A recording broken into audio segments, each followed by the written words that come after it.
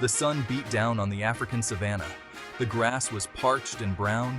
Dust devils danced in the heat. But in the middle of it all stood the Baobab of Unity. It was a giant among trees. Its massive trunk, scarred by time, held stories of generations past. This baobab had witnessed it all. It had seen seasons of plenty and seasons of want. It had watched empires rise and fall. Through it all, the Baobab of Unity stood as a symbol of enduring strength and hope. This was a place where travelers sought shade. It was a place where elders shared their wisdom. And now, it was a beacon, calling people together to face a common threat. A terrible drought had gripped the land. Rivers ran dry and crops withered.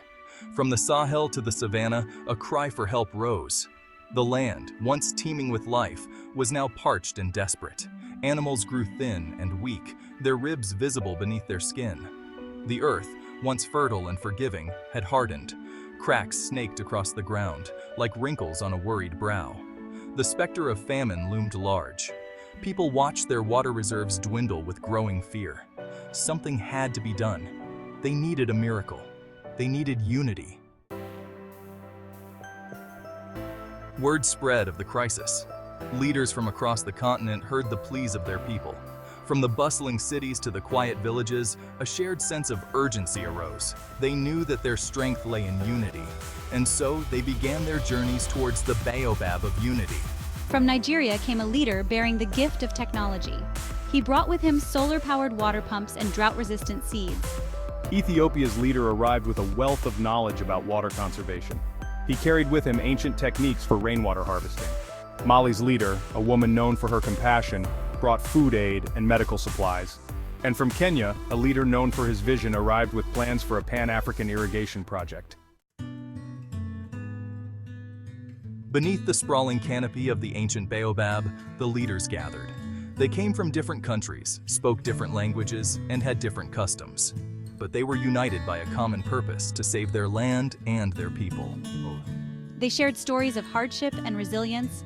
The Nigerian leader spoke of his people's ingenuity in the face of hardship. The Ethiopian leader recounted tales of ancient wisdom passed down through generations. The Malian leader spoke of the power of compassion and shared responsibility. And the Kenyan leader shared his dreams of a future where Africa's resources benefited all. As the leaders deliberated, a young girl named Nia approached the circle. She came from a small village at the crossroads of their nations. Nia had walked for days, her little feet toughened by the journey, her eyes filled with concern. In her hands, she held a small clay pot. "I bring a gift," she said, her voice small but clear. The leaders looked down at her, their faces etched with worry.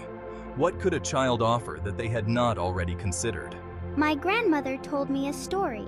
She said that when the land is thirsty, we must first ask ourselves if we have been good stewards." She held up the pot. "This pot may seem small, but it holds the tears of the sky. It reminds us to respect the rain, to use it wisely, and to share it fairly."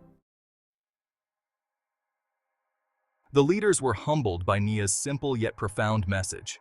They saw in her words the wisdom of their ancestors. They realized that true solutions lay not just in technology or grand plans, but in respect for nature and each other. We must honor the wisdom of the past and the simplicity of the present. Indeed, true strength lies in our unity and respect for the land. Let us take these seeds as symbols of our commitment. Together, we shall plant them and nurture our future. They took the seeds the Nigerian leader had brought. Together, they walked to a clearing near the baobab. As they planted each seed, they made a silent promise. They vowed to work together, to share their resources, and to honor the land that sustained them.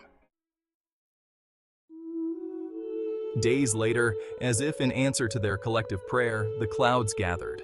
The sky, for so long a relentless blue, turned a brooding gray. The wind picked up, rustling the leaves of the baobab.